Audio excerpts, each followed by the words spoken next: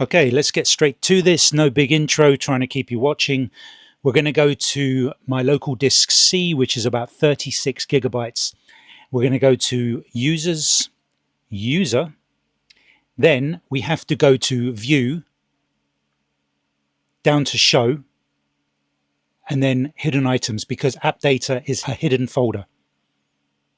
So let's go back up to app data, go to local, Capcut, apps. As you can see, there's about 79 gigabytes stored in there somewhere. The memory is being clogged up by previous versions. Now we want to keep the current version. So just to double check, we go to the Capcut settings, and there it is, the correct version. So let's delete all the versions except that one. This could take a little bit of time. Okay, so that's the original version still in that folder. So there is going to be some data being used by that one. As you can see, jumped right back up to 111 gigabytes. Now I did earlier remove some folders from here. I didn't record it in time, from agency cache.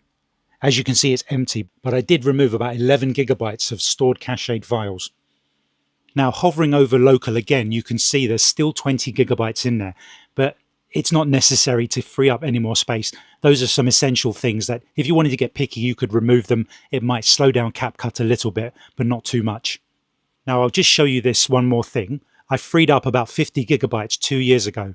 We'll go through it again. Local, it's Capcut, user data, cache, smart crop. You have to scroll down a bit for this one. And I thought I had emptied this, but I've got one file in there. What happens is when you're rendering a video file, it automatically renders a vertical format for things like TikTok. I actually don't know how to turn this off. I should really look into it. But when I first opened this 2 years ago, I had 50 gigabytes in there. So every so often I go in and I delete anything that got past me. Now for me, this got me back about 150 to 170 gigabytes. You could have a much bigger computer running it for years without doing any of this. There could be a terabyte of stuff stored in there. Hope this helps.